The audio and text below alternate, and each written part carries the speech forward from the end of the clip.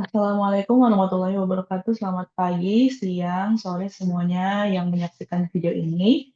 Izin perkenalkan sebelumnya saya adalah Farah Filial, mahasiswi Universitas Siber Asia yang saat ini sedang menempuh pendidikan dan saat ini saya akan memaparkan analisis Porter's Five Forces untuk perusahaan BBK Elektronik. Pada kesempatan kali ini saya sebagai mahasiswa akan memaparkan analisis ini dalam rangka memenuhi persyaratan ujian akhir semester untuk mata kuliah manajemen strategik dengan dosen pengampu Ibu Indrati Asyarili. Ya, untuk itu eh, saya akan memulai presentasinya. Oke, berikut analisis Fortis Five Forces. Oke, sebelumnya saya akan memperkenalkan company profile terlebih dahulu.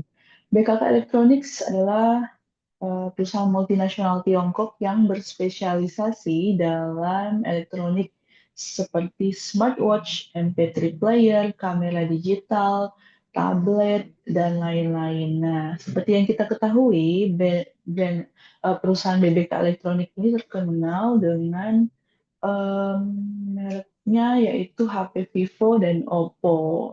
Ada juga OnePlus ya, Realme dan lain-lain. Namun yang sangat digandrungi oleh masyarakat Indonesia terutama yaitu merek Vivo dan Oppo. Oke, apa sih itu analisis Porter's Five? Porter's Five Forces ini terdiri dari lima ya. Yang pertama adalah analisis threat of new entrants atau ancaman pendatang baru. Yang kedua, bargaining power of suppliers atau kekuatan pemasok. Yang ketiga, bargaining power of buyers atau kekuatan pembeli. Yang keempat, threat of substitute products atau ancaman produk pengganti. Dan yang terakhir, yang kelima adalah industry rivalry atau persaingan antar perusahaan. Oke, kita langsung saja masuk di analisis yang pertama yaitu threat of new entrants atau ancaman pendatang baru. Nah, sebagaimana kita ketahui nih, persaingan di era smartphone ini begitu ketat ya. Jadi banyak sekali faktor-faktor yang membuat pendatang baru ini ada saja yang datang untuk ikut bersaing. Nah, apa saja sih faktor-faktornya itu, ancaman pendatang baru ini? Jadi ada hasil analisis saya ini ada empat nih. Yang pertama ada hambatan masuk yang tinggi. Nah, kalau untuk saat ini ya, akses saluran distribusi Oppo dan Vivo ini udah kuat ya, terutama jaringan distribusi di Indonesia. Nah, jadi kalau misal pun ada pesaing baru yang akan masuk, tentunya akan sulit untuk bersaing dengan Oppo dan Vivo. Atau mungkin bisa masuk tapi saluran distribusinya ini networkingnya tidak sekuat Oppo dan Vivo yang sudah lama terkenal duluan masuk di Indonesia terutama ya. Nah, kemudian yang kedua, skala ekonomi. Skala ekonomi sendiri ini untuk perusahaan Oppo dan Vivo udah cukup mapan. Nah, ini salah satu keuntungannya karena sebagaimana kita ketahui Oppo dan Vivo ini perusahaan asal Tiongkok ya di Cina. Bagaimana kita ketahui Tiongkok itu merupakan negara dengan manufaktur terbesar apalagi bidang elektronik. Nah, untuk itu sudah bisa dilihat nih kalau ekonomi Oppo dan Vivo ini seperti apa didukung dengan negara asalnya yang sudah cukup mapan dalam manufaktur smartphone itu sendiri. Jadi kalau untuk pendatang baru mau bersaing agak susah juga sih. Dan kemudian loyalitas merek. Nah, ya, loyalitas merek sendiri cukup loyal juga ya untuk terutama di Indonesia sendiri. Nah, tercatat bahwa Oppo dan Vivo ini termasuk dalam peringkat 5 merek ponsel pintar yang paling banyak digunakan di Indonesia terutama. Nah, jadi untuk pasarnya Indonesia, Oppo dan Vivo ini cukup loyal ya pengguna-penggunanya. Kemudian dari sisi teknologi dan infrastruktur. Nah, kalau untuk infrastrukturnya ini sepertinya untuk Oppo dan Vivo masih bergantung dengan pemasok ya, pemasok chipsetnya, layarnya, baterainya. Nah, tapi kalau untuk pendatang baru sih masih bisa ada aksesnya ya untuk teknologi dan infrastruktur ini. Jadi kalau dari keseluruhan untuk threat of new entrants atau ancaman pendatang baru ini kekuatannya kira-kira dari level sedang hingga rendah lah. Oke, Oke, berikutnya, analisis berikutnya yaitu bargaining power of suppliers atau kekuatan pemasok. Nah, untuk kekuatan pemasok ini ada 3 faktor yang saya analisa. Pertama adalah ketergantungan pada pemasok kunci atau pemasok utama. Nah, Oppo dan Vivo sendiri ini mengandalkan pemasok komponen pentingnya ini. Ini penting maksudnya utamanya nih, kayak chipset. Chipset ini sebenarnya sebagaimana kita ketahui dari Qualcomm ya. Kemudian layar sendiri dari Samsung, kemudian kamera sendiri dari Sony, baterainya sendiri ya ada perusahaan lain juga. Jadi tiap part-partnya ini tidak diproduksi sendiri, jadi masih bergantung pada pemasok-pemasoknya tadi. Nah, kalau untuk kekuatan, jadi untuk pemasok kunci ini masih punya kekuatan tawar yang besar ya, karena mereka itu menyediakan komponen yang sangat-sangat penting dan terbatas jumlahnya. Jadi kalau untuk lepas dari pemasok susah. Kemudian faktor berikutnya itu komponen khusus dan inovasi teknologi. Untuk komponen ini pemasok menyediakan komponen yang lebih canggih yaitu seperti chip 5G yaitu dari Qualcomm, kamera yang canggih dan lain-lain. Nah, untuk hal ini memberikan pengaruh besar sih untuk Oppo dan Vivo, sama seperti di faktor sebelumnya. Kemudian faktor berikutnya diversifikasi sumber pemasok.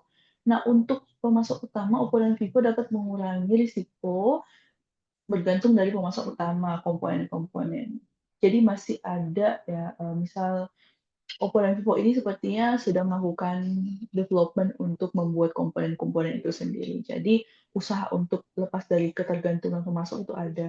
Jadi dari keseluruhan untuk kekuatan bargaining power of suppliers itu dari level sedang hingga tinggi lah.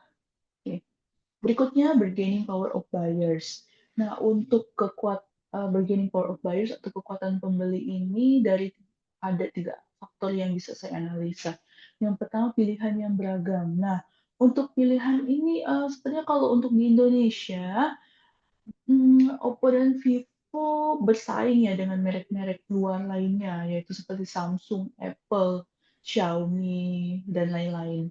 Nah, namun, kembali lagi ke pembelinya.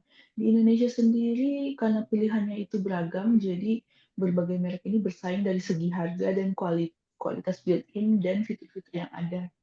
Nah, untuk faktor berikutnya ini sensitivitas terhadap harga dan perbandingan. Nah, ini nih yang saya bilang, kalau misalkan begitu banyaknya brand yang beredar di luar sana, di pasar ini, terutama di Indonesia, jadi mereka hanya bisa bersaing lewat sensitivitas harga nih. Jadi kekuatan tawar pembeli ini sangat besar di Indonesia terutama ya. Jadi pembeli di Indonesia ini cenderung membandingkan harga dari merek ke merek, toko dan toko. Jadi mereka cenderung lebih tertarik dengan ponsel yang harganya terjangkau, tapi fitur-fiturnya tidak kalah menarik dengan harga yang tinggi di luar sana.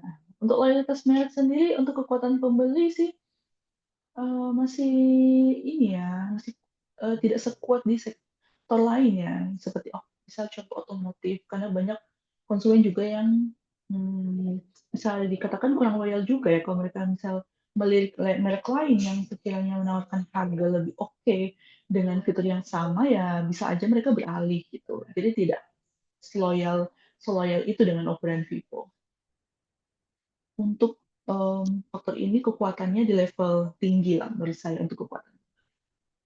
Oke, berikutnya untuk threat of substitute products atau ancaman produk pengganti. Nah, untuk brand Oppo dan Vivo ini utamanya adalah smartphone ya. Keluaran utamanya yang saya bahas ini adalah smartphone. Jadi kalau untuk di era digital saat ini mungkin banyak perangkat-perangkat selain smartphone yang bisa menggantikan itu ya seperti smart produk pengganti smartphone ya seperti smartwatch, tablet atau laptop. Namun untuk penggunaannya sendiri, smartphone ini belum bisa digantikan gitu oleh perangkat-perangkat itu tadi seperti smartwatch, tablet, laptop. Karena memang fungsi-fungsinya ini sudah sangat compact di satu gawai. Jadi untuk alternatif produk baru sih masih rendah ya. Kalau untuk perkembangan teknologi baru ini mungkin ada yang namanya AR ya, augmented reality. Jadi ada peluang lah untuk menggantikan beberapa fungsi smartphone yang konvensional dalam beberapa tahun ke depan. Namun untuk AR ini sendiri masih dalam development yang panjang dan belum semuanya mengcover kebutuhan konsumen yang didapatkan dari smartphone atau ponsel pintar. Jadi untuk faktor ini kekuatan levelnya itu sedang lah. Oke, faktor berikutnya itu em, persaingan antar perusahaan yang ada nih. Oke, jadi ini industri rivalry. Nah, jadi ada dua faktor nih ya, industri rivalry ini ada kompetisi ketat di era smartphone dan inovasi siklus produk cepat. Nah, jadi untuk kompetisi ketat di era smartphone ini sendiri, em, memang smartphone ini bisa diakui industri yang paling ketat nih persaingannya, paling kompetitif di dunia. Nah, jadi memang Oppo dan Vivo ini mau nggak mau harus bersaing dengan pemain besar lainnya yang udah lama terjun, seperti Samsung, Apple, Huawei, Xiaomi, dan merek-merek terkemuka lainnya. Nah, tapi masing-masing produk ini berusaha merebut pangsa pasarnya sendiri nih. Jadi misal Oppo dan Vivo punya kelasnya sendiri. Samsung Apple punya kelasnya sendiri. Jadi memang mereka punya kan konsumennya mereka masing-masing sesuai dengan preferen konsumen mereka. Jadi mereka menciptakan produk sesuai dengan preferen konsumennya mereka. Jadi memang masing-masing brand ini tidak kehilangan pangsa pasarnya. Untuk inovasi dan siklus produk cepat ini. Nah, kalau untuk inovasi sih sama-sama berkembang ya. Oppo dan Vivo mengikuti dengan era-era inovasi baru ya. Jadi kalau ada teknologi 5G mereka mengikuti, ada kamera ponsel canggih mereka mengikuti, fitur AI mereka pun bisa mengikuti. Jadi saling berlomba-lomba dengan merek lain untuk mengunggulkan produk dan fitur uniknya dengan desain UI, desain built-in, pokoknya yang dibuat yang terbaik. Jadi untuk industri Berli ini level kekuatannya menurut saya sangat tinggi.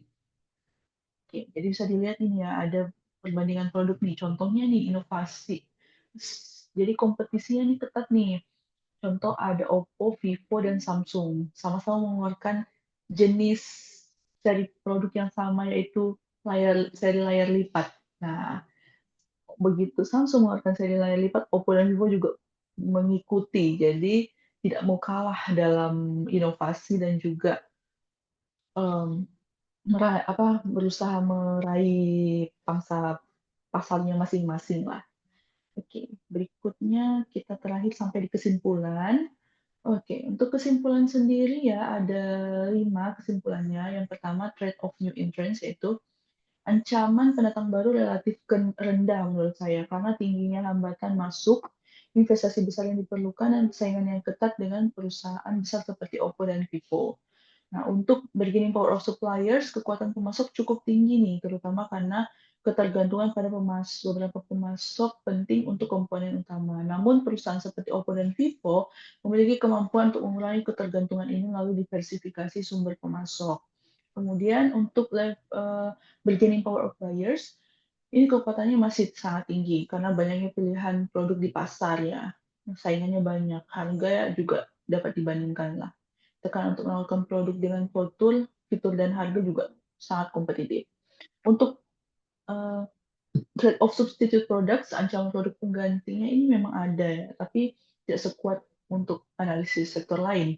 Karena memang smartphone akan selalu menjadi produk utama untuk memenuhi kebutuhan konsumen. Inovasi dan teknologinya juga bisa diadopsi, tapi belum bisa seberkembang smartphone. Masih dominan smartphone. Jadi untuk trade of substitute produk ya sedang sih levelnya. Kemudian untuk industri rivalry, persaingan industri smartphone sangat tinggi dengan banyak merek yang bersaing di luar dunia. Untuk tetap kompetitif, Oppo dan Vivo harus terus berinovasi dan menawarkan produk dengan fitur terbaru, kualitas tinggi, dan harga kompetitif. Jadi memang harus terus berinovasi, harus terus mengikuti perkembangan zaman, dan juga mengikuti pangsa pasar yang ada untuk memenuhi kebutuhan konsumen dari tahun ke tahun. Oke, baik itu sekian analisis untuk Portal Supply Forces kali ini pada perusahaan BKK Elektronik. Semoga yang menyaksikan mendapatkan ilmu, mendapatkan pengetahuan yang bermanfaat terkait analisa bagaimana perusahaan melakukan analisa dalam strategi pemasarannya dan produk-produk lain terutama di bidang smartphone. Terima kasih yang sudah menyaksikan. Wassalamualaikum warahmatullahi wabarakatuh. Selamat pagi, siang, sore semuanya.